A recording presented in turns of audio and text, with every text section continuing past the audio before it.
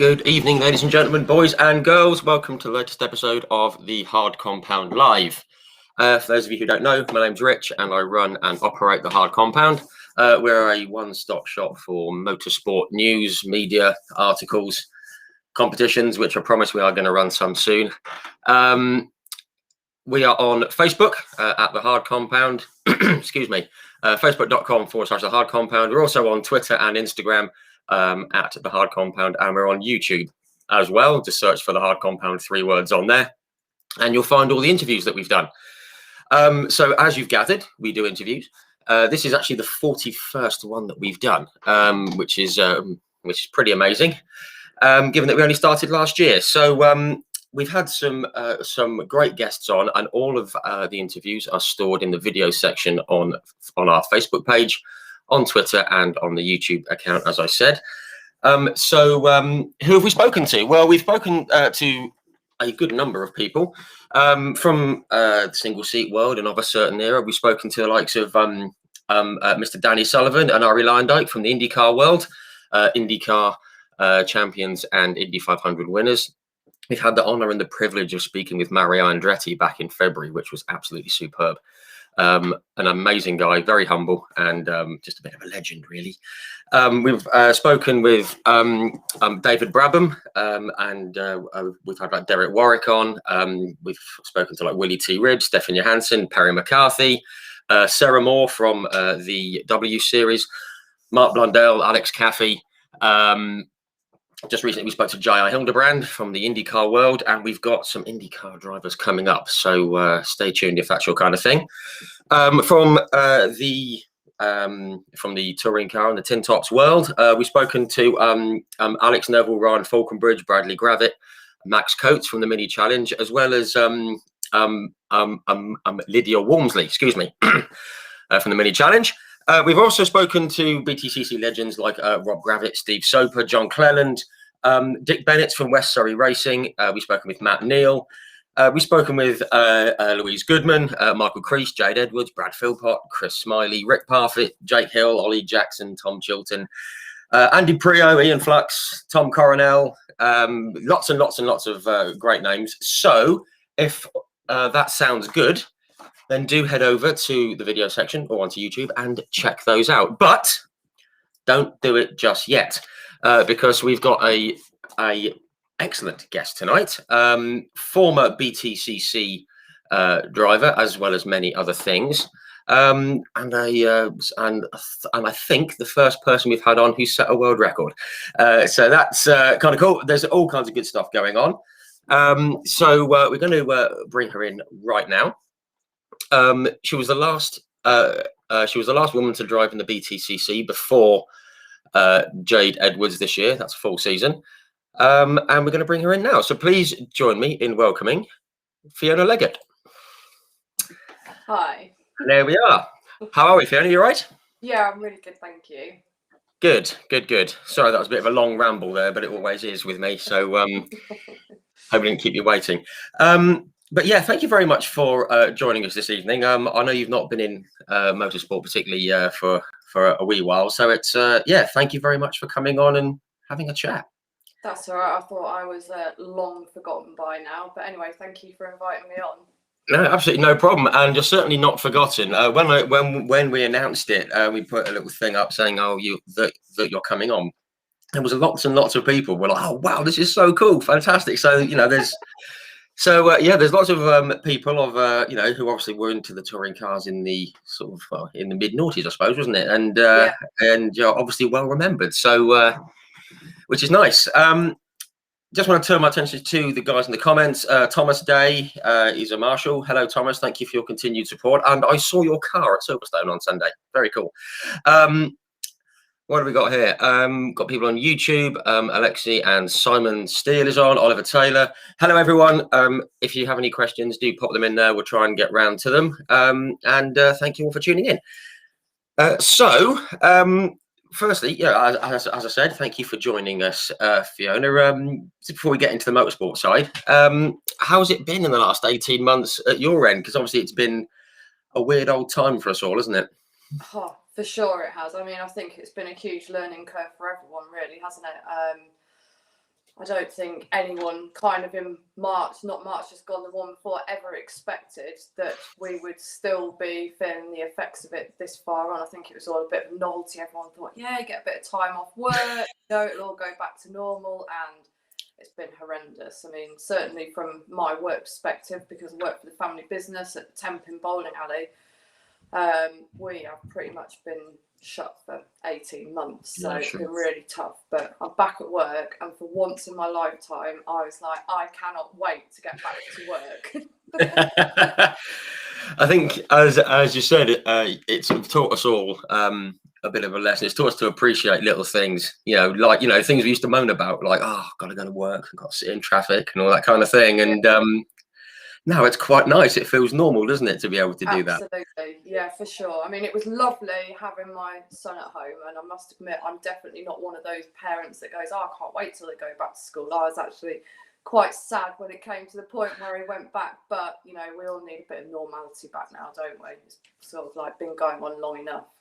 Yeah, and especially the kids who have had, maybe don't fully understand what it's all about, and haven't seen their friends and all that kind of thing. So absolutely, yeah, it's nice that we're getting back to normal. I've actually come out of lockdown with a second daughter, so I don't know quite what happened there. Yeah, I think quite a few people might have done that. Yeah, there was always that joke right at the start. Oh, we know what you've been. Yeah, no, come on now. But no, I mean, it's certainly been difficult, hasn't it? But also, I just want to shout out to everyone. If anyone watching does know anyone from the NHS, huge thanks to them, because they've got us all through it.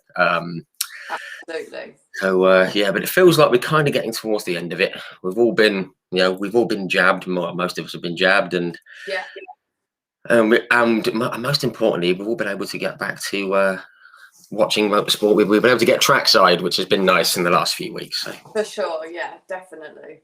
Yeah, all good. Again, just before we get onto the motorsport thing, I saw recently that you've been on a holiday recently and you've climbed up Mount Snowdon. Oh my God, honestly. Goodness me. It was the worst thing I've ever done. Weirdly, I know everyone's going to go, what? But I obviously gave up racing when I fell pregnant with my son, and I did go back briefly in the Arbath Championship. But since I've had him, I've developed the most irrational fears. And one of them is heights, which has never bothered me before. So there we are, for some unknown reason, I thought climbing Snowdon, there would be a path all the way to the top.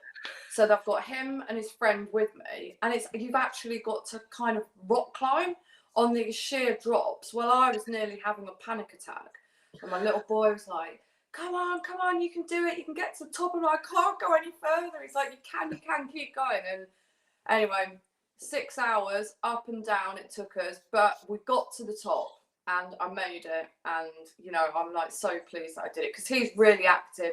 He has no fear of anything. He's like always up for everything, and I generally don't do the things with him, so it's really nice to go and do that with him and actually do what I set out to do. And get up there. No, well done. Well, I mean, I've been a few years ago, I think it's called the Landberris Pass, and we sort of walked up part way, and then this fog just came in and we couldn't see the bottom. We were like, yeah, we're going to go down. Okay. Yeah, well, I think, to be fair, that was probably my saviour going up Snowdon, because we went early in the morning, we were climbing in a cloud, so you couldn't really see much. I think had it have been a clear day, it might have been a different story. you could have seen all the way down, and not what you need. Excellent. No, well done. Excellent. Yeah, certainly not that on the head since the kids have come along, but I'm sure we'll be doing it again. Just want to say, we've got Kay Warren has commented, and she works with premature babies in the NHS. Thumbs up to you, Kay. Excellent. Superb work. We've got a few questions coming in already. Simon Steele, David Button. Hello, guys. We're going to come to your questions very shortly. But if you may, Fiona, we just want to start right at the start. I mean, when did you first get into motorsport? Because your first interest wasn't that kind of horsepower, was it? It was... No, yeah. Different I used to ride horses, and that's what I absolutely loved. I did it from probably the age of 6 or 7, and was so passionate about it. Did quite well in that. Got offered a position on the junior dressage team, but it involved having time off school, which was an absolute no-go for my mum. There was no way that was going to happen. Sure. And then I kind of got to like 14, 15 and, you know, discovered boys, and then I couldn't do what I wanted to do because I wasn't allowed the time off school. So I was like, right, that's it. I'm not doing it anymore. I'm giving it up. And that was kind of the end of it, really. All right, but you did it for a few years, and Yeah. But yeah, and it's quite expensive. You seem to like expensive hobbies. From the horses to. I definitely I was an expensive child or adult to run, so to speak. But luckily, I'm a bit of a daddy's girl, so he was always happy to help out on that front. There you go. Always butter up your dad. Exactly. I've got 2 girls. I'm sure they're going to be doing the exact same thing. Well, yeah. I mean, I'm 41 now, and I still try and butter my dad up every now and again. So. Yeah, I'm 40 and still with my dad. Yeah. Yeah, for sure. But yeah, no, good stuff. So, I mean, when did the switch come to motorsport? How did you get into it? Well, obviously my dad used to race like years and years ago, and so he always used to have the Autosport and the Motorsport news and all of that as we were growing up. And to be fair, my first passion really was rallying. I used to love watching rallying. And I used an ex-boyfriend back then. I used to go and watch rallies with him in Dolby Forest with like the old Mark 1 Escorts and all that, and I loved it. And then there was this competition in Autosport to win this drive with Gwyndaf Evans, where he took you out in Wales and whatever, and I entered it. What a legend! Oh my God, Gwyndaf Evans. So it was quite strange. So I entered the competition to win this like ride out with him, won the competition, and luckily enough actually managed to race with him in an endurance race. He was my partner. Wow. So a few years down the line after that, we drove together, which was absolutely incredible.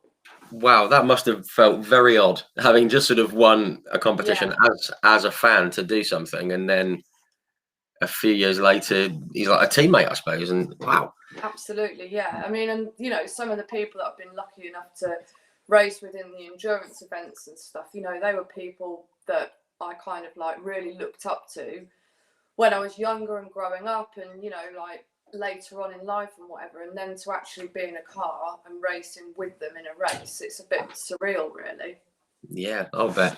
Was it in his actual like world in like his like rally car? Because I remember he had a pink car. I remember he had a pink Ford Sierra. I seem to remember that. It was quite vividly. It was a MG that he took me out in, and it was in the hills of Wales, and he was absolutely flat out. And we were like driving on these sheer cliffs which had these massive drops, and I have never been so scared in all of my life. I was like, we are going to die. We're going to go over the edge of this mountain in a minute, and that is going to be it for us. And I must admit, at that point, I was like, there is no way on this earth will I ever be able to rally. Not a chance. I just I would not have the guts to do that. So I must say, hats off to all those rally drivers, because you have got to be so committed when they do it.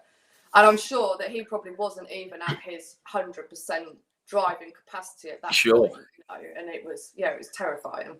Wow. I mean, when I've only done one tiny little bit of rallying, and I wasn't even driving. I was out in Finland. This was about 10 years ago, and it was at the Ari Vatanen school. I mean, not bad. Up in central East Finland. And one of his instructors, so it wasn't even Ari Vatanen, it was one of his instructors, took me out on the snow through the forest in Finland. And when you're going at like 80 miles an hour sideways towards a tree, seemingly out of control, it does wake you up, doesn't it? Absolutely, yeah, for sure. Absolutely. I mean, like I say, I just have massive respect for those guys for what they do. It's just unbelievable. Yeah, sorry, definitely. I've got my son crunching on a whole cucumber behind me. That's all right. We aren't picking up the crunch. It's fine. It's all good. All good. No, so yeah, great. I mean, also, and so you did the rally, and I also obviously assume you went to a lot of your races, you know, that your dad was doing in the saloon cars and everything. And was that kind of, was it kind of when you wanted to get into motorsport? Was it through that as well? To be honest, I never ever saw my dad race because he gave up when I was born. I think my mum gave him an ultimatum: you either race or we're not having kids, kind of thing. And so he gave it up. But I was lucky enough.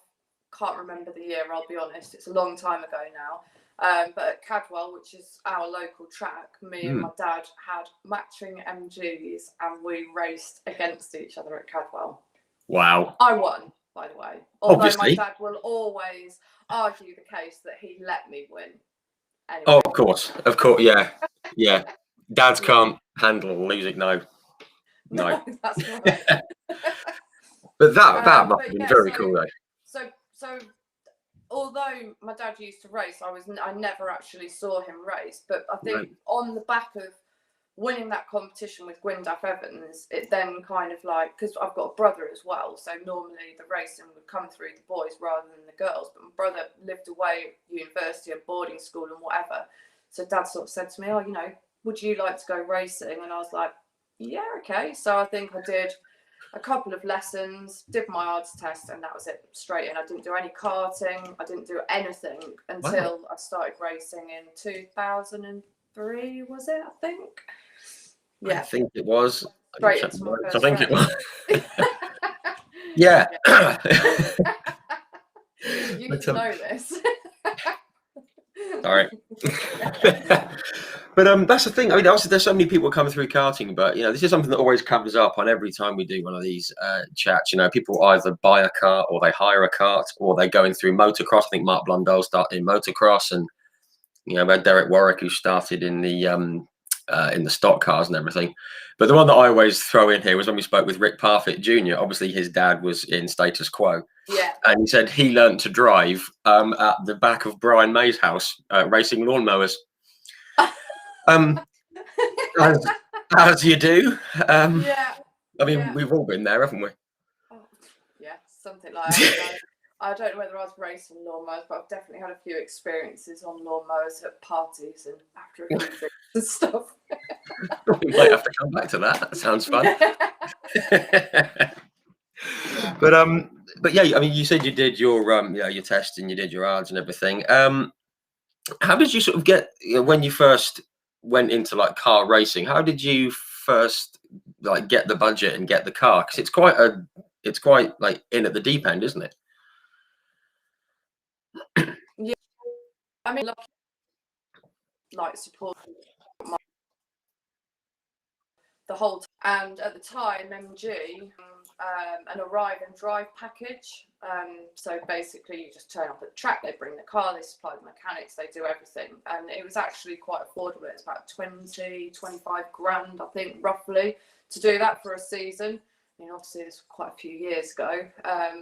But yeah, so it was an affordable thing to do for us as a family. And my dad paid for it, as he did for everything really until I got to touring cars, which he still contributed even when I got to touring cars. But yeah, so he paid for me to do it, and the minute I got in and started doing it, I absolutely loved it, and I knew that it was my passion.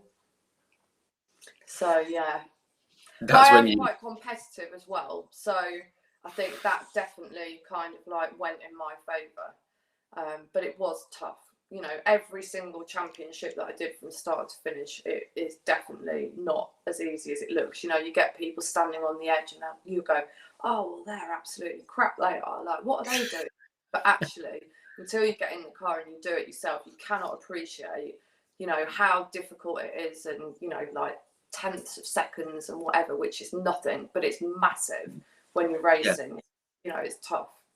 It's, you know, that's the thing with racing, isn't it? It's like, you know, people, you know, just throw it out there. People have a go at Lewis Hamilton. Oh, well, he's in the best car. Yeah, but he's got to go out and do the consistent lap again and again and again and again, especially in F1 when they're doing it like 70 times. Yeah. And as you say, it's not, you know, but even in the sprint, you know, the sprint racing, like in the BTCC, it's even more difficult to get that consistency because you don't have the time to get used to the track, you know, because it's over in the blink of an eye. And Yeah. you know, and we keep saying with the BTCC these days, there's certain drivers who we're not going to name at the moment, who are towards the back, and they just get a lot of stick for it. It's so much stick, and they go, "Oh, there's better drivers out there, and there's this and there's that." But if you're on a touring car grid, you're good enough to be there. Yeah, I mean, You I know, definitely think simple as that. Yeah, for sure. When I was doing it, you know, don't get me wrong, I had loads of, and for want of a better word, people like to support the underdog a little bit. And like I say, it was very difficult. Bearing in mind, I'd only done, I think, 3 years of racing prior to moving into touring cars, going from nothing. It was a massive step for me. Yeah. But there was also a lot of negativity on social media and stuff like that, which I think with the best will in the world, it does upset you when you read, you know, like, why is she on the grid? Like, how did she get there? She doesn't deserve to be there. There's better drivers than her. But at the end, oh, her dad's got loads of money. That's why she's there. Yeah, there's an element of truth to all of that. But at the end of the day, I did it. And I did my best. And I was proud. I'm proud of what I did. I know I wasn't the best on the grid.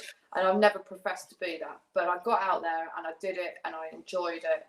And, you know, you're always going to get somebody that's going to say something horrible. So I think like as time went on, the easiest thing to do was just stay off all of that. Just don't even read it, because Yeah.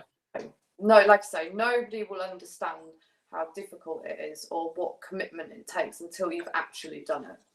Yeah, no, I'm sure. I mean, obviously, I can't sort of comment. I haven't been there, I haven't done it, but I can absolutely get on board with that. And you mentioned about the money thing. Even more so in these recent times, people don't seem to, you know, we keep seeing people saying, "Oh, you know, the most important thing these days is money." There's no these days about it, is there? It's always cost money, whether you're karting or whether you're in F1. If you've got a bit of cash and a bit of budget, then you're gonna jump the queue, so to speak. Yeah, I mean, obviously, I can't really speak about it now, but back when I was doing it, there's actually very, very few paid drivers to race. People are having to bring budgets, and some people were lucky enough to get sponsorship, but then there was other people that couldn't get the sponsorship, and it is really difficult, and especially if you're not a front running person. I mean, like, people looked at me and like maybe said, well, you're a girl, so you're unique, so it must be easier. But I wasn't at the front of the grid. So it was, and so then that is, in my eyes, became a bit of a detriment to me, because I wasn't at the front and I was a girl. So you then are more prone to get negative sort of. It was like a double whammy almost. Absolutely, yeah, and it is very difficult. But the fact of the matter is the people that have the most money, whether that comes from personal backing or through sponsors or whatever it may be, will for sure be the best drivers in that category, because they get more testing, they get better teams, they get better equipment. It's just, that's a fact, you know. And it's I don't think it's for anyone to comment or be negative about in any way. You know, if you're lucky enough to be given all of those things, plus on top of that be a good driver, then, you know, well done to you. You're going to do amazing. Absolutely. We had like Max Coates on last week, obviously big sort of fan favorite on the Toka package, and he said that, I think it was last year with the Mini, or it might have been in the Clio Cup. He said that there's, you know, young drivers now say, "Oh, well, we've only had like a week and a half of testing," and he said that he only had a week and a half testing over 3 years. You know, because they couldn't afford to take the car out and blast through a load of fuel and a whole set of tires in testing. And again, it you know, and that's in the last 5 or 6 years. Yeah, So, I mean, absolutely. I mean, I think, you know, like I say, back when I was doing it, I mean, you could easily blow 15, 20 grand on a day's testing. You know, that's on top of your budget that you're paying for. You know, you've got to get your car there, the team, the fuel, the tires, the track, everything. You know, it's not a cheap thing to do. So if you haven't got a lot of funding behind you, you unfortunately then don't get the track time. So you're never going to be as good as the ones that do. And that's not from a jealous point of view or a bitter point of view, it is like I say, that's just the fact of the matter. And you know, you've just got to do the best with the budget that you're given, and there's nothing more that anyone can ask of you then. No, exactly that. And if you've got, you know, some budget and you've got, you know, that desire and you work hard to get out there and do it, then there's, you know, no one can criticize. You know, I'll never criticize anyone on the grid. You know, we've got Andy Neat in the touring cars this year. He's coming for a lot of stick. Oh, he's only there because he's got money. Well, if he didn't have money, the team wouldn't be there. So, you know, it's just how it is. And just on that subject, very quickly, there was some breaking news today. Was it Abby Pulling, the young girl who's been in the British F4 Championship and in the W Series, and she's had to pull out of the pull out of the F4 Championship because of lack of budget. People were saying, "Oh, why can't someone get on board and help her out and do it?" It costs £200,000 plus for the British Formula 4 Championship. I mean, that's a lot of money, but certainly with the way the world's been in the last 18 months, you know, companies have got shallower pockets, and you know, £200,000, that's just crash damage and testing on top of that and everything. It's well, you see, that's the point. On top of that, I think I was, and I'll be honest, quite well renowned for being involved in quite a few crashes over my touring car days, and that is all on top of what you're paying. So if I think my budget or my running cost for when I was doing touring cars was about 250 grand for the year, and then on top of that there was damage, and you could near enough guarantee that I was in it all. So you know, and that's something which you kind of don't take into account at the beginning of the season when you start, and just hope that nothing goes wrong. You know, you might have an engine blow, you might have a gearbox go, you know, and all of that's extra cost, which you've not factored into your year's budget. Wow. I mean, you know, that was what, 15, 16 years ago. And that was a big chunk of money back then. I mean, I think now, I think the touring car seat starts at a couple of 100,000, and it can go up towards seven figures if you're at certain top teams.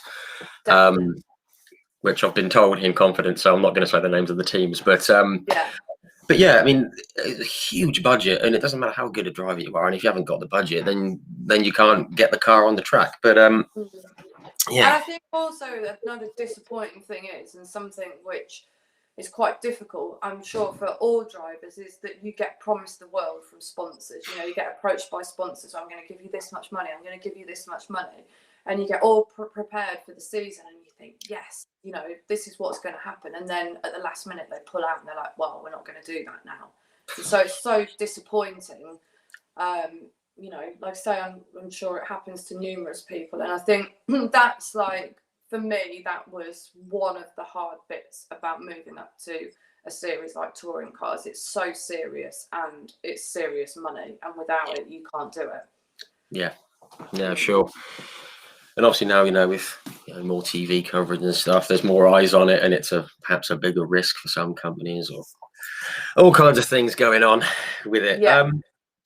But if we can just backtrack a little bit. I mean, you said you were was it the MG that you started in? That was the first. Went to the MGs, and you got the budget and everything. Obviously, you got through your first season. What are your sort of memories of that first season? When you were doing it, did you think? Because I know I'd be thinking this. When you were going around, were you just did you allow yourself to think, I'm doing this?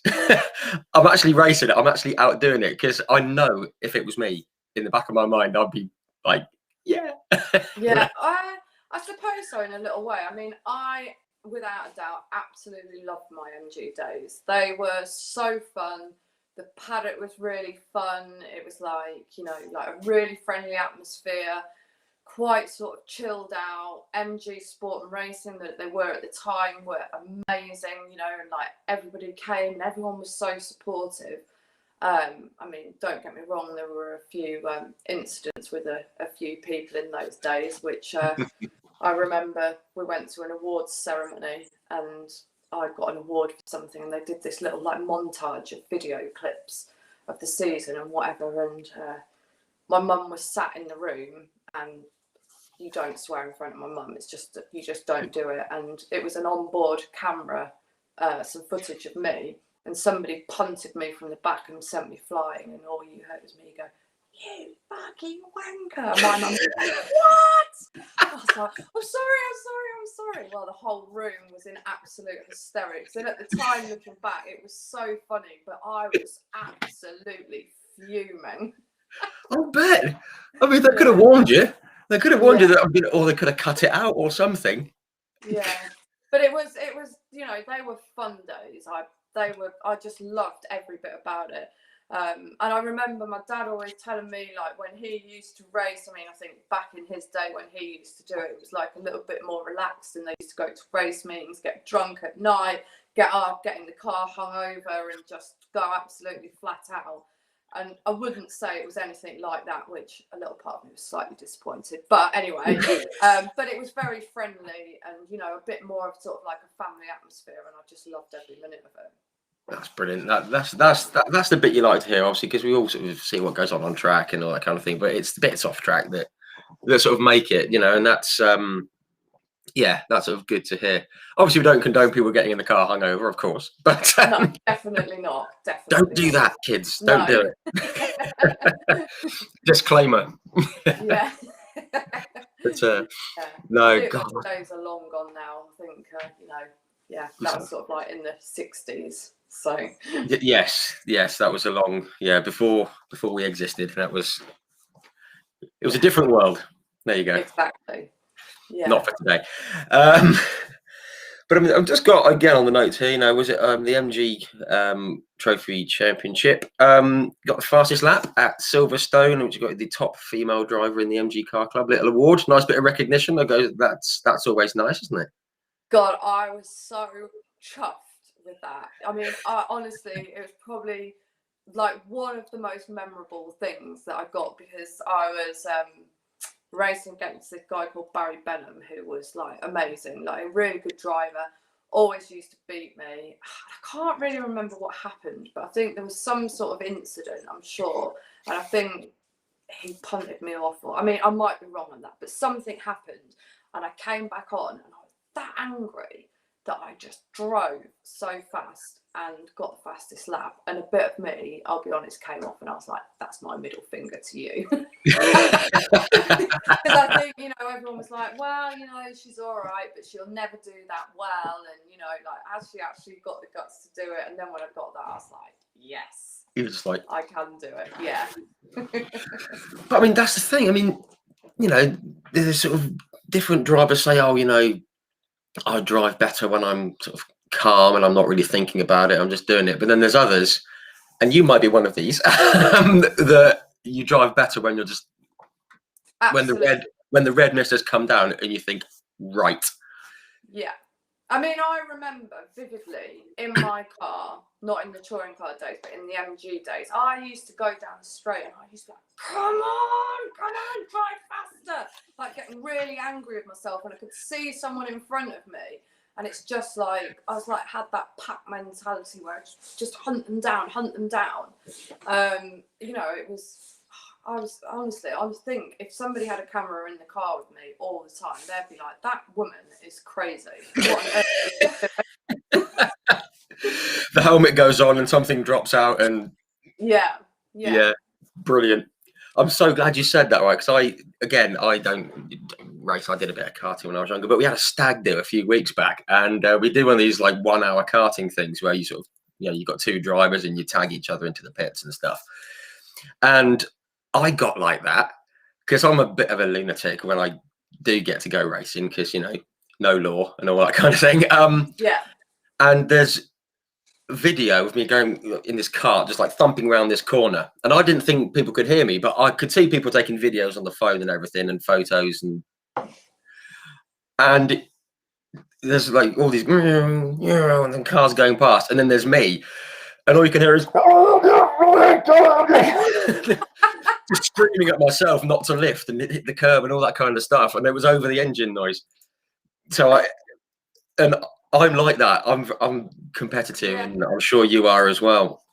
Yeah. It's when you're in that situation, you just think, I know this is only for fun, but it's not for fun. And I think it's not, because you want to win. Yeah, and I think I'm Terrible. definitely the sort of person that puts a lot of pressure on myself to do better. And I certainly feel like moving up into touring cars, I felt like there was a lot of pressure on me to do well because everyone was expecting me not to do well. Right. And I think, Right. I don't know, maybe that was probably a bit of my detriment, really. You know, like I should have maybe had a bit more self-belief in myself, because although getting angry and a bit of pressure is good, there is also sometimes where you put too much pressure on yourself and you end up losing your head and just doing absolutely rubbish. And, you know, but, you know, you do what you do, don't you? You can only do as well as you can. So You can't change who you are. You know, if that's the way you're built, that's the way you're built. And yeah, sometimes it works, sometimes it doesn't. yeah. Quite a lot of times it didn't work. We'll focus on the times it did. Going It's through better. a few gravel traps or heading towards a few tyre walls, and I was just like, oh, here we go again. Relax, and Yeah. it's Yeah. fine. It happens. It happens. Yeah. I want to get onto the touring cars very shortly, but I've just got a little list of a few other things that you've driven in. Just want to know how some of these came about. You did the Lombard Revival Rally. That was the MG. You know, you said that you said the rallying was your first sort of passion. Did you ever think about going down that road rather than the circuit racing, as it were? No, Was there any opportunity for it? And I have to say, I did one with a guy called Don Kettleborough. He used to work the head of MG Sport and Racing when it was around, and I was the co-driver with him. But he was so good. He planned all the routes before we left. I went on this training to follow the maps and whatever with this guy that he knew in Wales, and it was really fun. But quite a lot of the time when we weren't on the stages, I was asleep in the passenger seat while he was guiding himself along. And then he usually used to wake me up at the stage and go, "We're here now, Fiona." I'm like, "Okay, yeah, I'm ready now." And then I did one with a girl. I actually can't remember her name, which is really bad. But they did like a competition at the rally school at Silverstone. And they asked me to be involved in it. And then the girl that won, I ended up being like her co-driver on that as well. Right.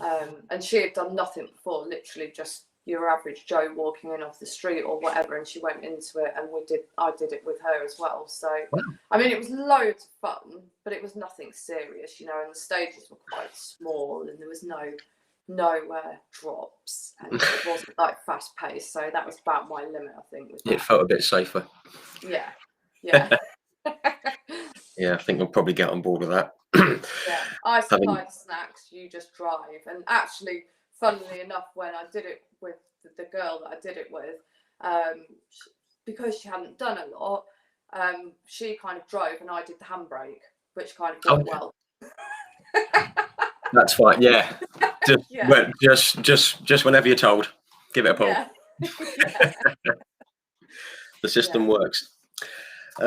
No, cool, good stuff. I've got a few little notes here about Brit car racing, class 3, class 4. Did you enjoy the Brit car stuff? And also, you were in the first ever all-girl team in Brit car, which it kind of cool. wasn't actually in Brit car. It was in the race at Zolder in Bell car. Sorry, yes, That's where it was all girls. I did do Brit car with a lot of different people, and again, absolutely loved it. It was so much fun. Whole different sort of discipline, really, you know, because you're not absolutely flat out every time. You know, you've got to preserve the car. The car needs to last 24 hours. You've got to think about you know, you generally do 2-3 hour stints at a time. So you have to think about your tyres, you have to look after the engine, you have to look after your gearbox, you know. It's completely different to doing a sprint race, if you like, but so much fun, immense fun. My only thing, which I am going to bring up because it still annoys me, is that when it went on Top Gear, when we were doing it, they said the Boston Bowl car is behind us. because that's what came up on the screen. The Boston Bowl car was behind them because it never entered. It never set off because I skipped teams and went in a car with somebody else in a Honda Civic, and we absolutely rinsed them. But it's always been there, and even they put it on Top Gear, and they even mentioned it. The Boston Bowl car's behind us, and I was like, it's not even in the race. Yeah. Of course, it's behind you. Yeah. But it's good that it is now on record that you rinsed them in it, as you said. It is on record. Yeah, for sure. Happy days. Brilliant. Yeah. That's brilliant. And obviously, getting to drive around Zolder, that's a pretty historic track. That's pretty cool. Yeah. Well, I mean, that was a massive learning curve for me. I've gone from doing an MG ZR to getting into this super mini that's rear wheel drive Zolder's like quite a bendy track and whatever. And, I've got these 3 girls that I'm doing with who were all, again, amazing, really friendly and lovely. But they were more experienced than me. But it was a great experience. But it was just all a bit bittersweet, because when you're doing endurance racing, although you get rests in between, it's very hard to then wind down, get sleep, and then wake up feeling refreshed. So you're basically knackered the whole time. Yeah. So it becomes quite emotional. And unfortunately, when I did that race, I was in the car when it broke down, and I think it was about 19 and a half hours we'd done, and it was pooched. There was no way that it was going to go any further. And I just remember just breaking down in the car, thinking it was my fault, and that, we're all tired, tensions are high, whatever. And we were just absolutely devastated. But I'm sure. I mean, there was definitely more 24-hour races that we didn't finish, that I didn't finish than I did. So I think there was only one that we ever made it to the end. And God, the feeling when you get to the end of the 20, it doesn't even matter where you finish. The fact that you got to the end of it was just incredible. It was an amazing feeling to have. Wow. Yeah. I mean, it's quite good you're saying that. I mean, obviously, again, not wishing to name drop, but we've had like Steve Soper on here and David Brabham. I think David Brabham and Stefan Johansson have won the Le Mans 24 Hours. Steve Soper's done it. Andy Prio's done it. And they've all said, obviously, it's nice to win. Obviously, the 24 Hours of Le Mans, that's a bit more than nice to win, but absolutely. That's mega. But even these guys that have competed in it and they've never won it, but they've just got to the end. And as you say, even if you're, I don't know, 20 minutes back down the road, 15 laps, 20 laps, whatever it is, if you get to the finish, it's just, that's an achievement in itself, not just for the people, but for the car as well, because you've obviously been absolutely throttling it for a full day and night. Yeah. And that has got to feel very, very good. It is, yeah. And you know what? Even like, you sort of say, do you ever feel like when you're in the car, wow, am I actually doing this? I think in sprint races, there isn't really the time to be thinking about those sort of things. But I think in the endurance racing, when you come in from night to dusk to morning, when you're driving on that stint and you know that you're nearly there, it's quite for me it was quite emotional to think we're nearly there. But at the same time, it's like the most difficult time to drive because you're absolutely shattered. Of course, and you're going from dark to light. It was just, but that was probably one of the times where I thought, God, this is amazing. Like, I'm so lucky to have had this experience and to be able to do this. Yeah, fantastic. Very cool. I've just seen that I think your dad's tuning in. Malcolm Leggate is in. Look at that. We've got a bit of a legend in the old saloon cars. Malcolm Leggate. Thank you very much, Malcolm. Yeah, well, he did say to me, he said, can you make sure you tell him that I'm the one that's in all the mini books where the mini's upside down. That's in. I've seen the picture. Yeah. So make sure you tell them that. Yeah, that was me. There you go. Job done. That's a cool picture because completely horizontal, upside down. Yeah. Absolutely brilliant. Very, very good. And walked away, of course. Ish. And he even made it on Top Gear with that as well. Yeah. There you go. Superstar. Superstar. But no, thank you, Marco, for tuning in. Very cool to have you on board. He said he was replying to Harry Adams' Great Days, and I think that was probably harking back to the 60s that we talked about. Yeah. But we'll skip over that one. Yeah. So yeah, that was all very cool. Just for, again, Brit Car Enduro Series. You said you were able to drive with some of your sort of heroes or some big names or people that you looked up to.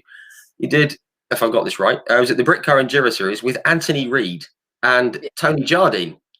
Yeah. Wow. Yeah. Wow. That's cool. Tony Jardine is like journalistic legend and driver legend as well. And we all know Anthony Reid. I mean, wow. Yeah.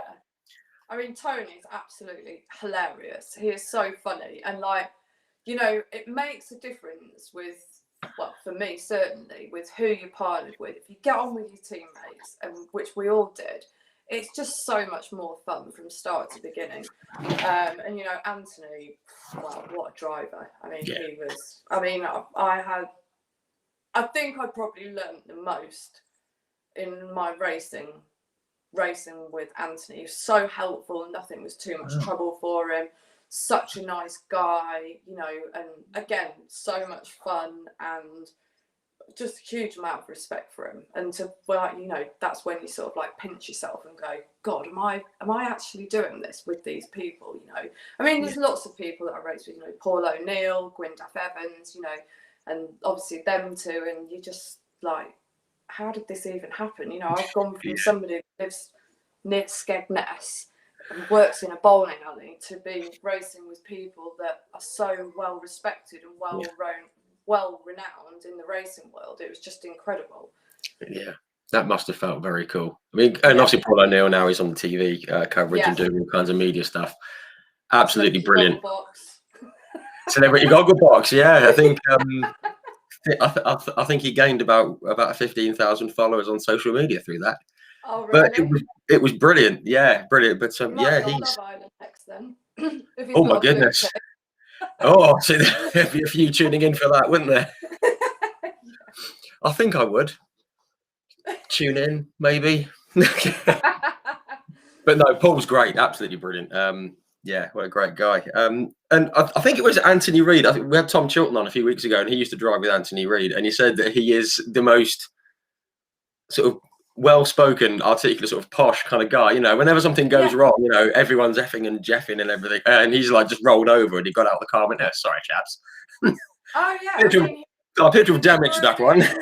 Yeah, he's a true gentleman. You know, very polite and, you know, such a kind guy and very chilled out. You know, and sometimes I'd get out the car and I'd be like, and he'd be like, well, that's not going to do anyone any good, is it? Let's sit down, let's talk about it, let's see what we can do about it. I'll be like, wow. Oh, okay, I kind of felt like I've been a bit told off or whatever, but just, you know, it's so helpful. And, you know, you sometimes need people like that, you know, to keep you sort of like a little bit on a level. And, you know, the last thing you want to do is lose your head because, you know, then nothing's going to go right. Yeah. I'm going to have to be really bad. Someone's just knocked at my door. Sorry, but you've never. Oh, no. 2 seconds. That's right. I can vamp for a few minutes. No problem. So yeah, we're going to crack on with that very soon, folks. I have seen your questions. Chris Taylor, thank you for joining us. Thank you very much. James Harmon, thank you for joining us. Driving better on the PlayStation when angry. Very dangerous. Very dangerous. Well, we got it. Yes, backing for next year. Oh, we have a dog. Hello, dog. But yeah, so thank you everyone for tuning in. Keep some questions coming in. I have seen the questions over there on my little scrolling thing here. We're going to come to them very soon. Yeah, we're going to pick it up very shortly. There we are. New next door neighbours.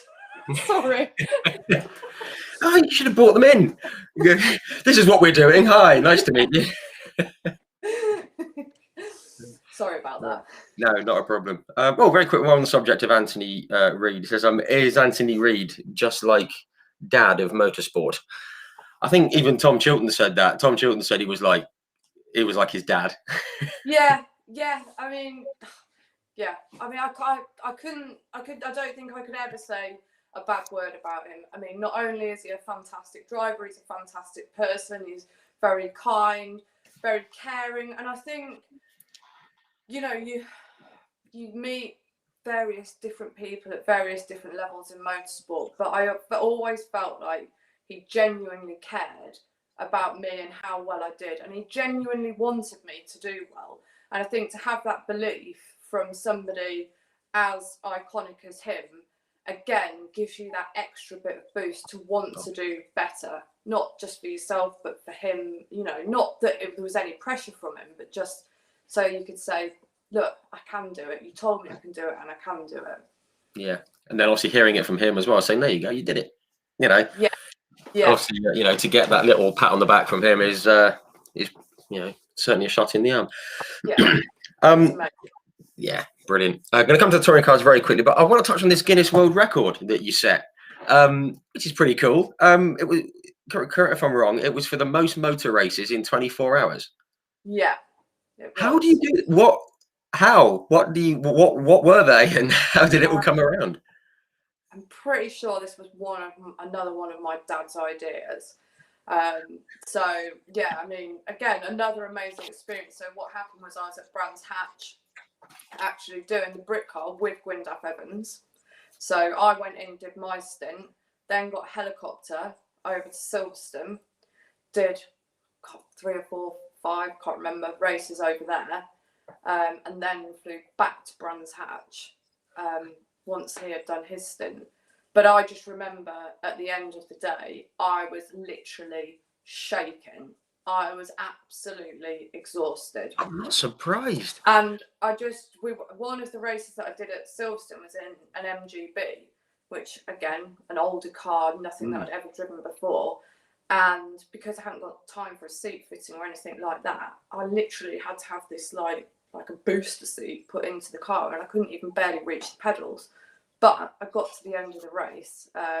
Fantastic experience, but I must admit, I did embarrass myself because I've never been in a helicopter before, and you know, I was a bit sort of scared and got in the back, and the pilot was talking to me, and he's like, "Are you all right?" And I'm like, "Well, yeah, I'm a bit nervous." And I'm like, "Does this thing have ejector seats?" And he's like, "Well, I doubt it because we've got a propeller on top." I was like, "Oh God, yeah."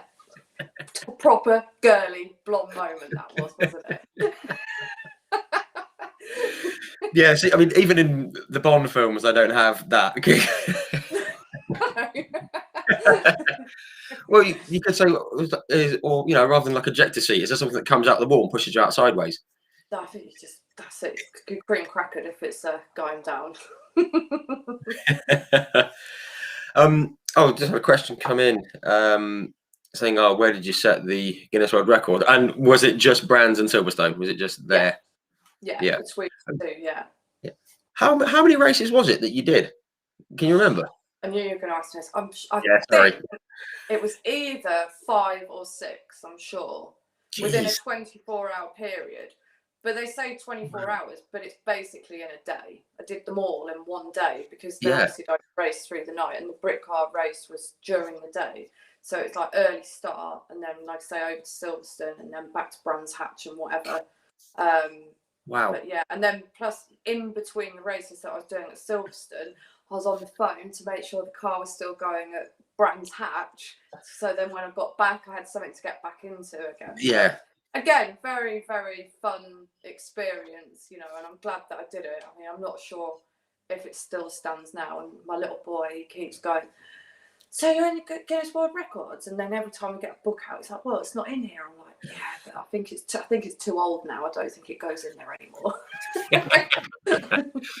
I mean, I've got no idea if it still stands. If anyone does know, do let us know. It'd be kind of cool if it did. Fingers crossed. Fingers crossed no one's done it. Because I mean, you get the IndyCar. Well, this was like way back 80s and 90s when they used to do the Indy 500. Because it starts at like midday or something. Yeah. And they used to do the Indy 500, and then, you know, if they retired or even if they got to the end of the race, if they hadn't won, they used to hop in a helicopter and drive over to Charlotte or somewhere to compete, you know, in a NASCAR race. Oh, really?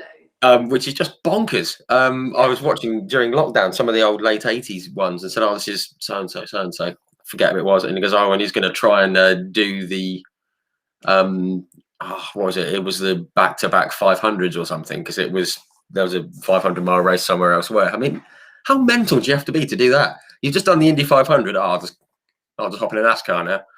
Yeah, yeah.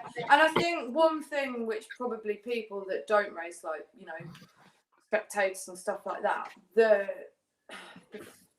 the amount of physical exertion that you use, even in a 20-30 minute race, it is absolutely exhausting.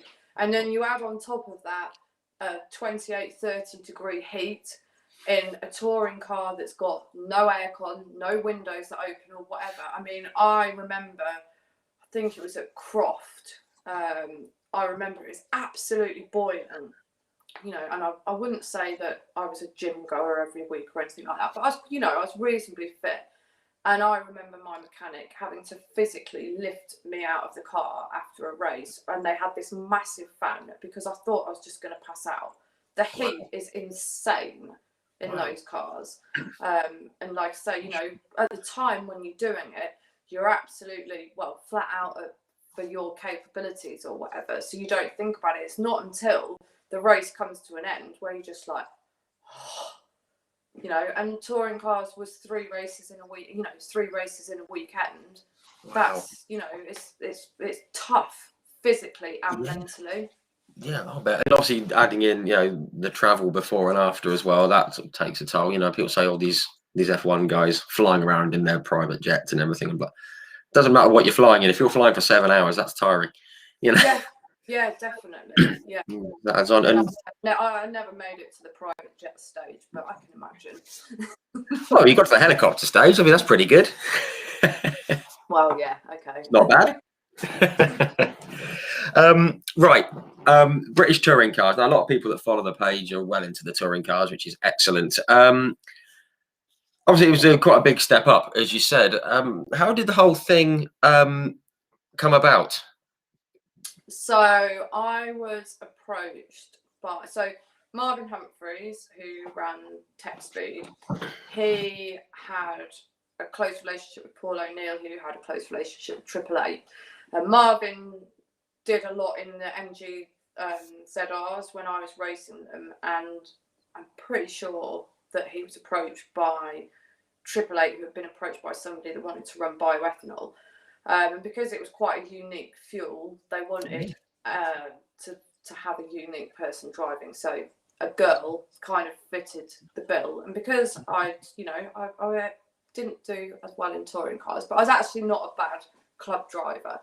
So because he knew me, he asked me, which actually I've got a funny story to tell about. It's so embarrassing. But asked me asked us if we'd be interested in doing something along those lines with the bioethanol and what have you. And of course, you know, given an opportunity like that, you just don't say no, do you? So I got invited to a test at Donington Park, and AAA turned up, you know. And so bearing in mind I'm just doing club racing and turning up with my little car and trailer, or, you know, whatever it was, turn up at Donington Park. They've got this massive fancy truck, they've got all the mechanics and, you know, like a proper professional. And I'm not saying that the arrive and drive wasn't like that, because it was, but it's a whole different, you know, kettle of fish. It's a different level. So I'm walking up and I'm like, oh my God, like, how have I even got here? Like, this is amazing. So, you know, going from an MG ZR to a touring car is a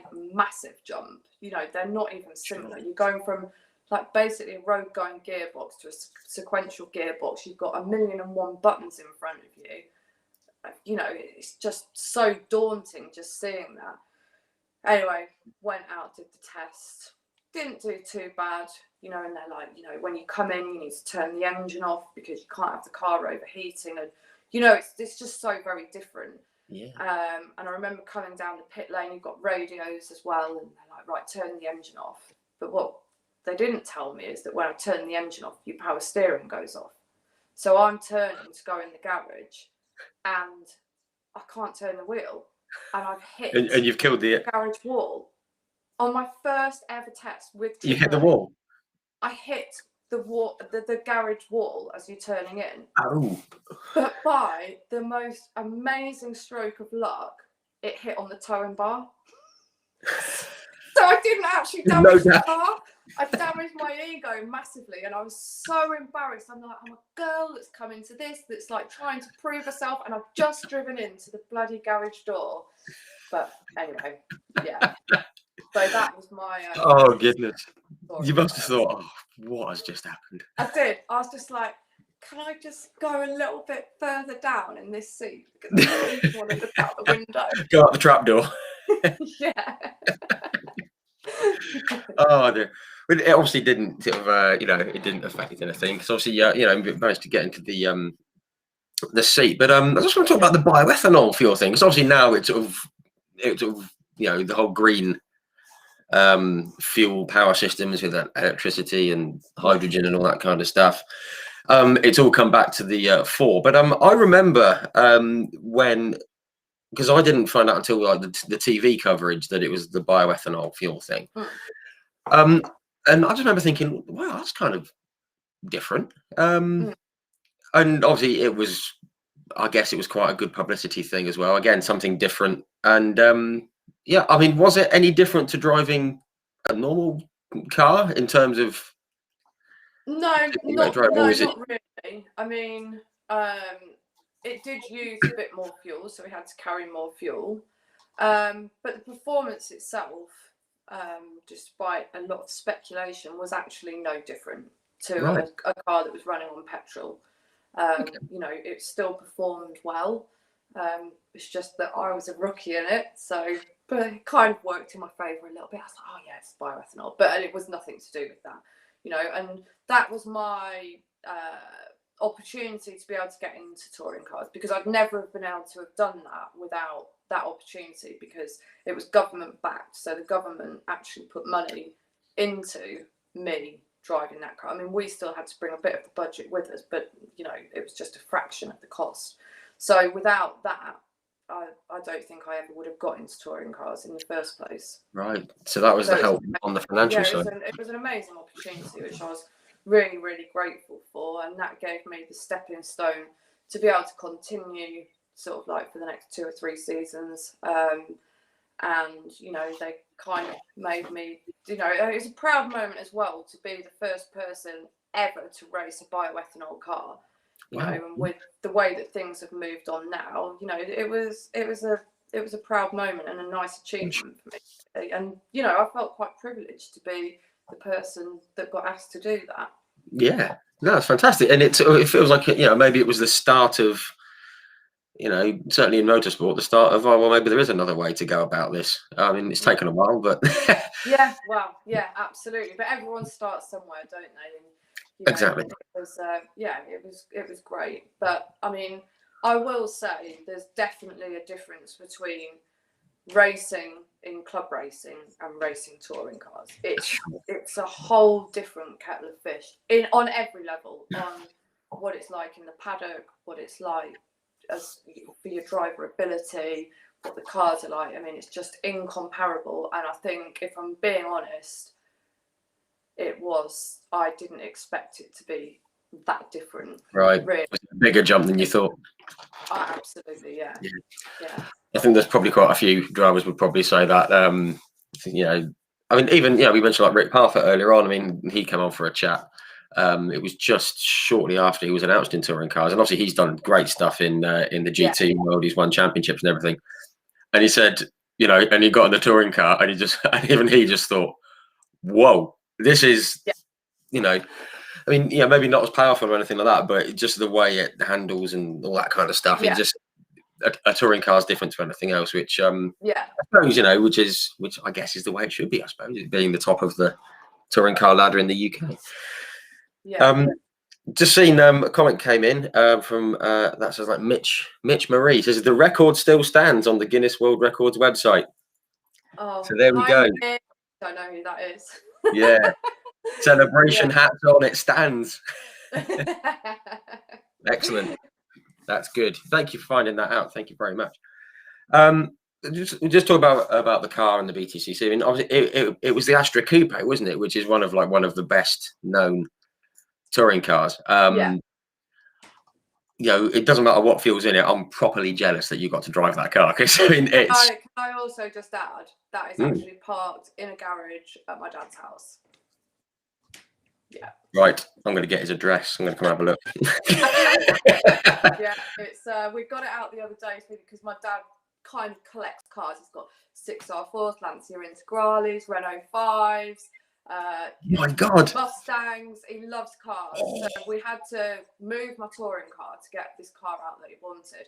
And he's like, it won't move. And I'm like, well, because it's in gear. You know, you need to, well, how do I do that? He's like, just come down. So I got in my touring car about 3 months ago for the first time since in 13 years. Wow. And I was like, oh my God. And I looked at it, I was like, I can't even remember what to do, you know. But anyway, we managed to get it out of gear and moved it. And then I was like, right, I'm going to start it.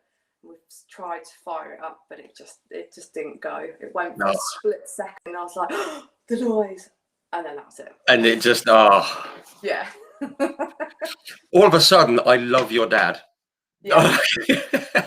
Oliver Taylor, he just said, your dad is the coolest dad ever. Yes, agreed. Yeah. But I asked him, I said, I quite like old cars. I was like, Mark 1 Escorts, love them. Rally Mark 1 Escorts. So I was like, we need to get a Mark 1 Escort. So he's just recently in the last year bought this Mark 1 Escort.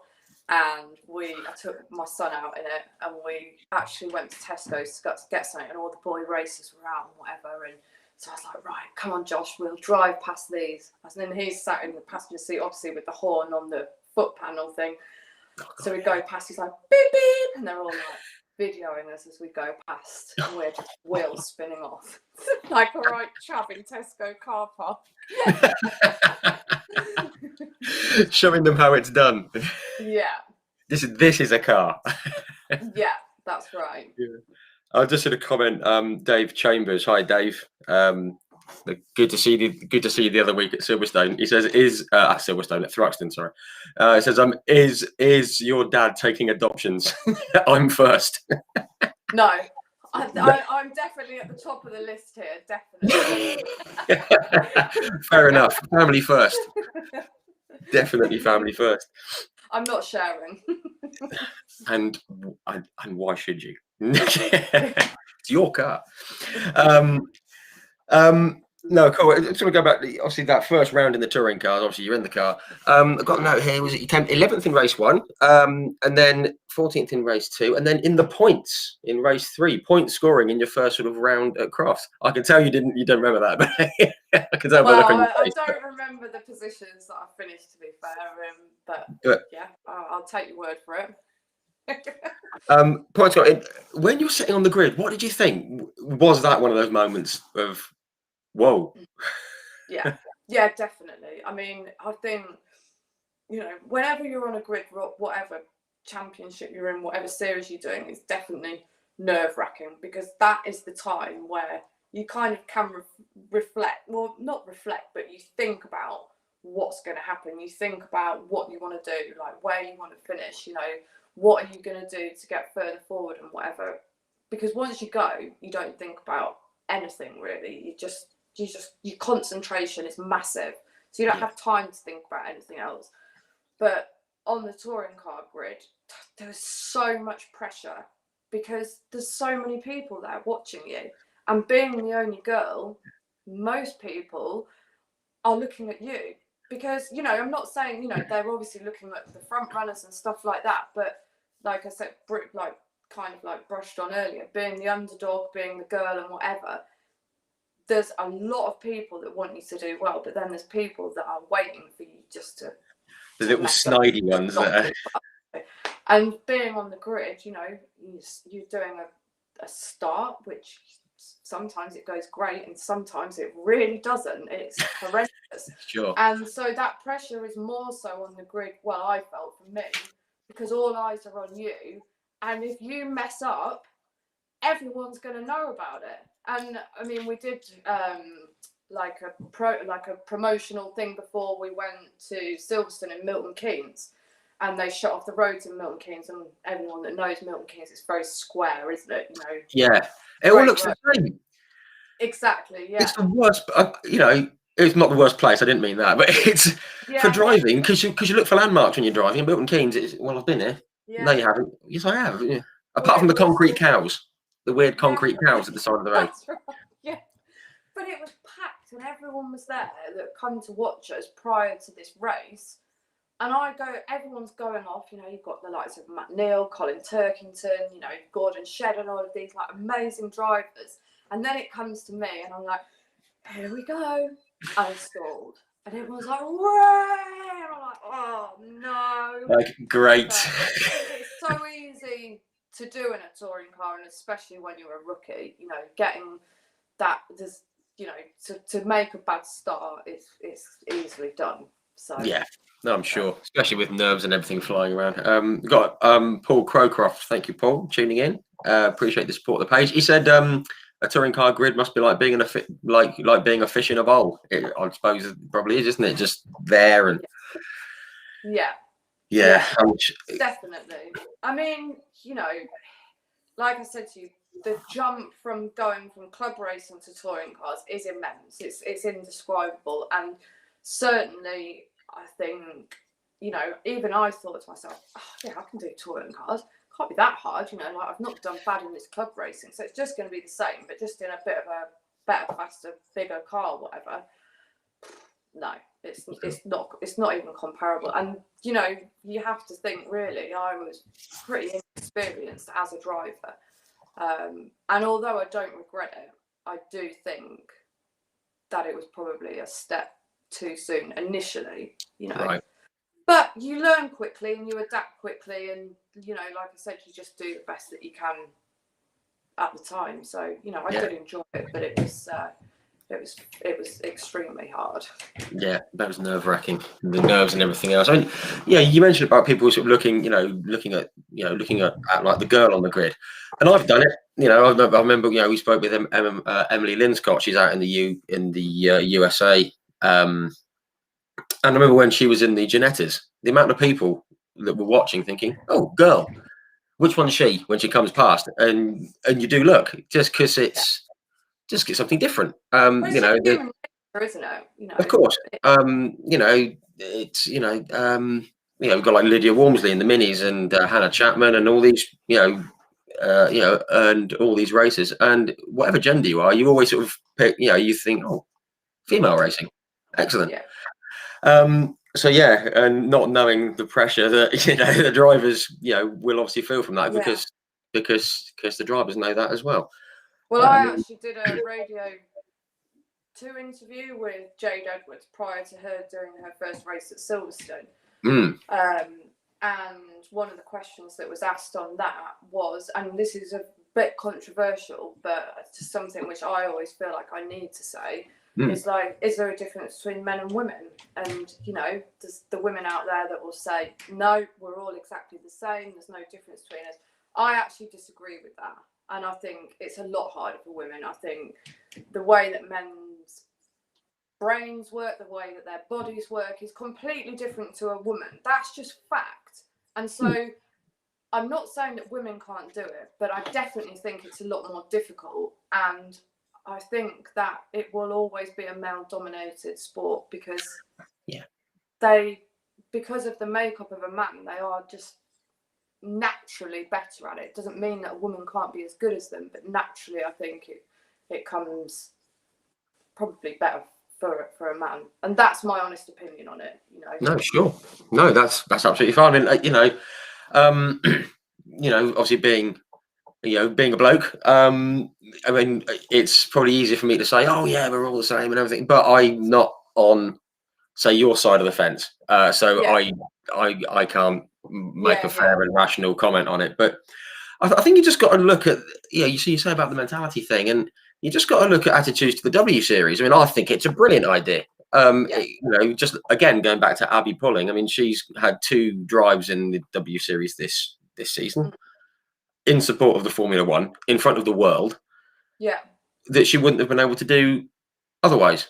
And I know guys had a discussion today. I say a discussion, it was heated, but they were saying, "Oh, why have women got their own series to race in? That's discrimination." Well, no, that's not the point. It's in a world that's has been historically and traditionally dominated by males. and have a whole history throughout the history of the world. Not, throughout history, women have been told they can't do things because they're women. You can't do this. You can't be a mechanic. You can't be an aerodynamicist. You can't be a team boss. You can't be a racer. You can't do that. And now there's an opportunity for some very, very, very good racers to get into a series without having to bring a budget and get out there and showcase what they can do. And, having that platform for 3 years is no comparison to decades and decades and decades of being told you can't do something. Absolutely. So, I mean, I'm fully behind the W Series. Whether it's going to get someone into F1 or not, it doesn't matter. But to me, it's opportunity. We had Sarah Moore on, and she said that she, obviously she fully supports it, and it gets ladies into seats, and it gets them into racing. And if that leads to an opportunity elsewhere, if an investor or a backer looks at someone racing, think, crikey, she's good, that could be a bit of, could work with this person, then it doesn't have to be F1. It can be any series. Absolutely. I think the series is amazing. I think it's a good thing. But with everything, you're always going to get someone that's going to say something, and I think, like me saying to you that there were people going, oh, well, she's rubbish. What's she doing in here? It's only because of her dad. You're always going to get those people, and you will always get the people that will say something about that. And I suppose if you look at it, like they're saying, well, why is there a series for just women when in racing there isn't a series for just men, if you like, any woman? So, you kind of get their point a little bit, but at the end of the day, don't slate it. It is what it is, and if that gives people an opportunity to be able to further their career and do well in it, then why be negative about it? There's too much negativity in this world. There's too many people always looking for a problem or to put someone down or something like that, when actually, just forget about it all. And I think, touching back on the last 18 months, if any of us have learned anything, it is that we have to make the best of what we've got. Stop moaning about what you have and haven't got, and just appreciate it and be happy for everyone, And I think that it's a fantastic opportunity for a lot of women to do that series. Yeah, absolutely agree. I just find it very odd that someone like we get like Jade Edwards in the British touring cars. She's the only female on the grid. Everyone loves her for it. She's absolutely, and rightly so, because she's worked damn hard to get there, and she deserves to be there. But then when there's a series for all women, people are like, oh no, you shouldn't have that. Yeah. Well, what's the difference? Yeah. It makes no odds. Same with, again, going back to Abby Pulling today. She, everyone said, oh, what a shame. Oh, she should have the opportunity to go racing and stuff. And well, yeah, but you've just slated off the W Series. So yeah, who knows? Who knows? It's just people jumping on the bandwagon, isn't it? Somebody will say something and you'll either agree or disagree with it. And then, they get a little bit of a following on what they're saying, and then it makes it even bigger. So then they think they have more of a case to say what they're saying. But, in my experience, I don't really listen to anyone. I'm going to do what I want to do, whether you like it or not. And all you negative people, okay, see you later. You can stay over there. We don't need you. Yeah. No, good. Excellent. And Oliver Taylor just said, finally, a woman brave enough to have this opinion. Fully agree. Yes. Excellent. We like to hear it. Just very quickly, I'm just going to hop back to touring cars. I want to come to it was your best result, Silverstone, 5th, behind some guy called Matt something. Neil, I think he went on, did something. Who was that? Yeah, I can't remember. Some bloke. I don't know if he's done anything since. Because, he was so insignificant and so short, and Yeah, I mean, he just blends into the background, all 6'7" of him. Exactly. Yeah. But 2000. I mean, to come 5th in a touring car race. I mean, that is pretty impressive. I mean, there's lots of people on the grid now who would give their right arm to finish 5th in a touring car race. Again, not going to name names, but how did, in your sort of memory, how did that race kind of pan out? Because I'm going to drop some names in later on about who you were competing against. But how did it sort of pan out in your head? I mean, can you remember that race? Look, I'm a very honest person. I'm not going to put myself down, but we have to remember there was a reverse grid at that particular point. So whoever finished 10th started on pole, vice versa. So anyone that was sort of 5th and above, they're going for it because, you know, they want to win the race. They're probably going to get more points and whatever. Anyone that's sort of middle of the field are going to kind of back off it. And my dad is going to kill me for saying this. He's like, don't say that. Just take it for what it was. But I am honest, and that definitely played a part in it. Definitely. There was people that were, you know, I'm not saying they're slowing down ridiculously or whatever, you know, I still had to race my way to 5th position. And there's no doubt about that. But it was made easier because some people were hanging back or not probably racing at 100% because they wanted to finish 10th for the reverse grid. But you know what? I'm going to take it for what it is. I finished 5th and I'm proud of it. And the feeling when I got out of that car was amazing. Like my whole team was so, I mean, it was like, honestly, I felt like I'd won an F1 race. It meant that much to me. You know, they were picking me up and we were all hugging and everyone was so happy. And I will never forget that feeling. It was absolutely incredible. Just wish I had a few more of them, to be honest. Of course, you always want to do well, but yeah, I mean, it's sort of great that it meant that much to everyone because, you know, some people would say, oh, well, you know, 5th once and whatever, but you know, it's 5th in a touring car, whatever the circumstances. I mean, you know, you could have been running 20th, someone could have dropped a whole bunch of oil, 15 car slide. It doesn't matter, you know. But like you put the car there. You said you're going to bring up some of the drivers. You look at who I was in touring cars with. At that time, there was a lot of very, very good drivers in that championship that have been racing for a number of years in that championship, you know. And like I said, I'm not making excuses for myself. I'm not trying to defend myself. But from what I had done to then go into touring cars and be racing against that caliber of driver was exceptionally hard. So therefore, whether it was reverse grid or not, the fact that I finished 5th, nobody can ever take that away from me, and that will be standing for I don't know how long. And when I was doing touring cars, I don't know what's the 20 people on the grid. I think it's like 30 odd now, isn't there? So even for, you know, Jade Edwards, amazing driver, absolutely incredible. But it's going to be even more difficult for her to get to 5th now because there's more drivers in the championship. So there's more piranhas in the tank, But still, I mean, you know, as you say, I mean, you know, obviously Matt and Neil finished ahead of you, but you were ahead of a lot of, you know, really established drivers. And again, whatever the circumstances, you put the car there, and that's where you finished, which must have felt awesome.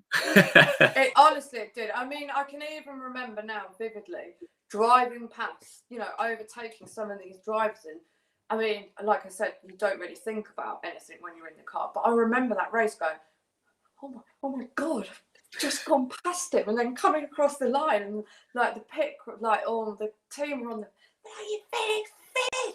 Like they were shaking the board out down the pit lane, literally like I'd won an F1 race. Because they're like, you finished 5th. I'm like, oh my God, how did that happen? Wow, that's fantastic. That's brilliant. I mean, you know, just a message. We got like Linda Ashton. Did you celebrate well that night? Please say yes. Yeah, I had a bit of JD for you, Linda. She lives up the road from me. That was actually my tickle back in the day. Oliver Taylor again. I said, I think the old touring car needs to be fired up again and taken on a few demo laps with Jade's current BTCC car. BTCC, are you listening? Yeah, that's it. Fire it all up. Do some demo laps.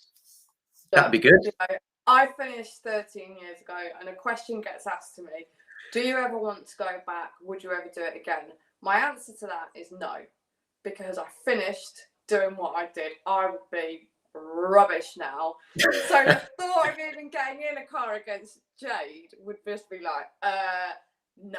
I'd rather go around on a bike or something. Like, you do your stuff. Like, I'm just going to totally show myself up against you. So that's a firm no. Yeah. No, firm one. No, but brilliant. I have thought about, you know, because I've got a couple of my ZRs that I used to race as well in the garage at Dad's, and it has crossed my mind a few times. Oh, should I just book a track day and just go and do it one more time? You know, like go and do a few laps, and yeah, why not? You know, like take Josh out in it, because obviously he wasn't born when I was doing it, and yeah, with having me and then his dad, who's obviously been an exceptionally good driver as well, and then him wanting to go into karting, so he has got like the mentality to want to go in. So it would be quite nice to take him out and do something with him. Nah, that'd be brilliant. And he's showing an interest in the karts. He said he's hoping to get out there and do it. Yeah. Good lad. We're waiting for his dad Danny to try and sort out whether it's best to buy a car or, you know, like just hire, you know, like arrive and drive kind of thing or whatever. But with COVID and everything that's gone on, we didn't do it last year, and then it kind of interrupted a bit of this year. But I kind of want to make it a bit of my priority next year, because he's going to be 13 next year, you know, so he needs to sort of get cracking with it now. Yeah, really. It's a good time to start. Good time to start. It's just come in. Sorry. We're talking about you doing go-karting. Do it, young man. Do it. Heidi Marie, she just said, "Oh, come and teach Mitch." God, honestly, I remember Mitch. He was like one of my massive supporters, and he must have been. Sorry, Heidi. I'm sure he's about 5 or 6. And he used to bring his little Matchbox cars, and he painted them in the different colours of the BTCC. And he had his own Fiona t-shirt, and oh my God, he was so cute. And now to see him, he's doing racing himself. From what I've seen on Facebook, some friends of mine on Facebook, he's doing like really well. So it's just, you know, like so proud of him, and it's so nice to. I've met someone so young to then see them go on and follow the dreams. It's amazing. Yeah, no, brilliant. Hey, and you're saying about the t-shirt. I can remember the merchandise you had, the black and green merchandise. It was cool. It was good stuff. Yeah, I liked it. My husband at the time, whatever, he got sponsored by Black Dice Watches, and then obviously I got my touring car deal and whatever, and they swapped from him to me, and he was mightily annoyed by the fact that he had lost his sponsor with them and they're giving it to me. Score. No, excellent. We touched on some of the drivers. I'm just going to drop some names in here because you shared a grid. I've actually written these down. You shared the grid with Ivan Muller, Colin Turkington, Dan Eves, Jason Plato, Matt Neal, Rob Collard, Tom Chilton, Fabrizio Giovanardi, Paul O'Neill, Tom Coronel for a round at Thruxton, Alan Menu, Gordon Shedden, and Tom Onslow Cole. I mean, that is what a list. And then little old me. That's got to feel good, isn't it? Yeah. Being in the mix and beating some of them, you know. Yeah. And I think as well, probably like when I did the club racing, but watch touring cars, because I think it's everyone's goal, you know, when you're doing club racing, everyone, well, if you're single seaters, you want to be in F1. If you like saloon cars, you want to be in touring cars kind of thing. Yeah. And obviously watching all of these people, and then, you know, the reality of turning up to the track and seeing all of these people that you've kind of idolised, I suppose, for want of a better word, without meaning to sound too cheesy, and be there. It's just quite a surreal feeling and quite overwhelming. You're like, don't really feel like I should be here. And I think another time when I felt that was when you did the autograph sessions, you know, and you're going out the front and people are coming up going, can I have your autograph? And I'm like, what? Like, really? It's just me? Like, why? And like my this family friend of mine, she always used to take the mick out of me, because every time someone used to come up, I used to go, hi, you're right. You know, like trying to make a bit, and that was her thing. You're right. But I felt like I was never, you know, I'm sure that all the drivers do it, but because I just felt so awkward, and I don't know why people like want this of me. You know, I'm just an everyday sort of person. I come and race at a circuit, and then I go back and work in a 10-pin bowling alley. You know, but you know, it was amazing as well. Yeah, But yeah, to be racing with them was incredible. I had a lot of, like, I had help of different people throughout the years, like Van Muller. He helped me out quite a lot, and sitting at a table with him and getting tips off him was incredible. Paul O'Neill, I partnered with him, and he was actually my driver coach, which was a massive help for me. Colin Turkington, he did a bit with the MGs before I went into touring cars. Yeah. So, there was quite a few of them that helped me along the way, and, sort of had a bit more to do with them. So, yeah. Wow, that's good.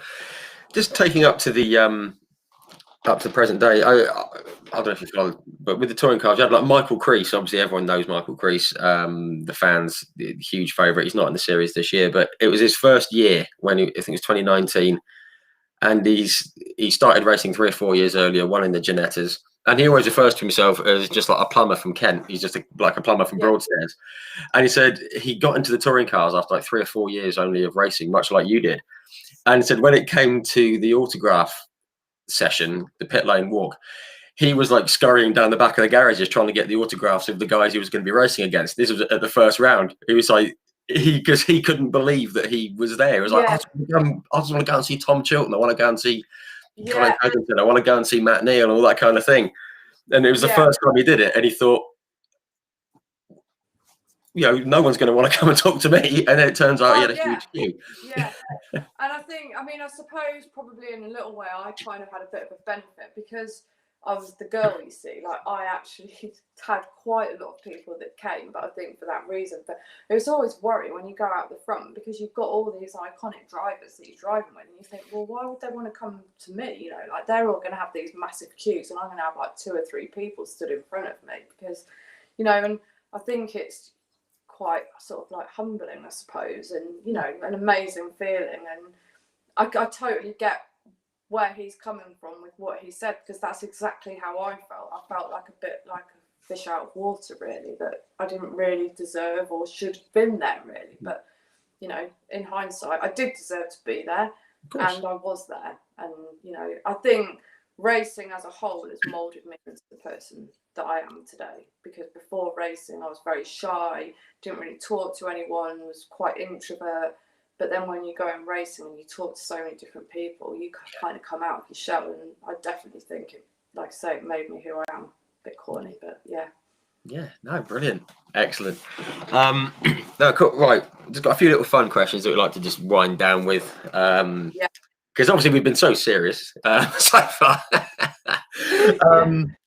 I've been the most, like, I don't know, I'm sure people have had like loads of really great racing stories to tell, haven't they? And I'm just like a bit of the token. No, there's been, obviously we've spoken to a lot of people from different backgrounds, a lot of youngsters, a lot of the older guard, guys that have raced in F1 and current racers and other races. And every single one has been absolutely brilliant. It's always good to have different people on here, different racing stories, because everyone's got a different story, haven't they? Which is great. You said that you do still follow the touring cars a bit. What sort of other motorsports do you follow? Is there anything that sort of steps out, or have you not got time these days with the family? To be honest, with having a son who plays football every single weekend, and then has numerous other activities, crickets, army cadets, wants to get into go-karting, whatever. To be fair, I don't really watch that much TV. So I follow touring cars when I can, but I wouldn't say I'm an avid follower, and I don't really watch any other sport. If I was going to watch sport, it would always be motor racing. Don't really have any interest in anything else. Like, my son's bit into football, boring. Not for me, thank you. That's a good answer. We like that. Unless it's the World Cup, because then it involves the pub. So. Well, yeah. Big mitigating circumstances there. Yeah. Just toughest competitor that you raced against in any series. It doesn't. Who was there one person you thought, Christ, what a fun. I'm just going to have to say the whole of the touring car grid. I don't think there was anyone in particular, because they were all such good drivers, and anyone that's ahead of you, is somebody that's a challenge to you. So I wouldn't say there was anyone in particular, because I don't think I was probably quite in the mix of having a pinpointed one. But the whole touring car grid, it was tough and it was hard. And anyone that's going to go into it, you know, I think they'll probably say, or has been in it, will probably say the same, unless they've been in it years and years. So yeah. Yeah. Last one. I've got a thing about different tracks and visiting them, and a bit of a nerd. That's where my nerdery comes from, is about circuits and stuff. What was the favourite one that you've raced on, and was there one that you would love to have had a blast around? I think my favourite track is Silverstone GP track. Amazing track, so good. I really love Thruxton as well, although it's definitely got a bit of like bum clenching going like out the back, you know, on those flat out bits. But I'm glad you said that, because I did a track day recently, and you know, we said about screaming at yourself not to lift. I had that. I was in a little Formula Renault thing, so you know, my road car might be faster. I don't, but when you're that far off the ground, it's thrilling. And I was screaming at myself not to lift going through church, even though the instructor said, don't go flat through church. Don't be stupid. Yeah. Corner, don't do it. And on the last lap, I was like, right, forget it. Yeah. And even in that car, it's a proper moment. It's definitely. It's a I bonkers mean, circuit. but then I did like Brands Hatch as well. I mean, there's lots of I mean, I think they're all quite unique, but yeah, definitely. I think Silverstone GP would definitely be my favourite. One that I would want to race at that I never had, Le Mans. Definitely. No, it's got to be up there, hasn't it? Yeah. And I was never lucky enough to go there, so yeah. No, that's not a bad track, and it's good you said Le Mans, because most people, you know, quite rightly say Spa or Bathurst, which is fair enough. But yeah, Le Mans, absolute monster of a circuit. I think Spa, so yeah, had the biggest accident I've ever had in racing at the Spa, but yeah, didn't. Oh, crikey! Yeah, that sounds painful. that was going through Eau Rouge, got to the top, the back end went out and went head on into the wall on the left hand side. Whoa! Yeah, crikey! I didn't know about that. God, it was awful. Yeah. God, and it was the guest car, the MG guest car, and they which they'd loaned me because the race before had an accident, and they said, you know, don't break this car because it's our famous car. It's been on Top Gear, whatever, and it was completely written off. Oops. Yeah. But you say that you've had a shunt at Eau Rouge and walked away, and which is a pretty mega place to have a shunt if you're going to have one. Oh, definitely, yeah. Brilliant. I'm going to wrap it up there. I've taken over an hour and a half of your time. Yeah, quick. It always does. We always fly by. We try and cover stuff, and I always say, right, keep it to about an hour, and it always goes. Yeah, well, I must admit, before I came on, I was like just flicking through like the different people you'd interviewed with, and I was like, an hour and a half, 2 hours. I was like, oh my God, I'm never going to. Anyway, we've done pretty well, haven't we? High five. I think we've done all right. It seems to have gone well. Just want to say thank you to Oliver Taylor. He just put a comment here, and he says, just got to say, this is why we love what you do. No one else puts out such varied and interesting interviews. This chat with Fiona has been one of the best yet again. So thank you for giving us the chance to hear such brilliant stories. And thank you to Fiona for giving up your time. So thank you, Oliver. And thank you to you, Fiona, as well, for coming on and joining us and telling us all about what was quite a lively old time in racing, wasn't it? Yeah. Best years of my life.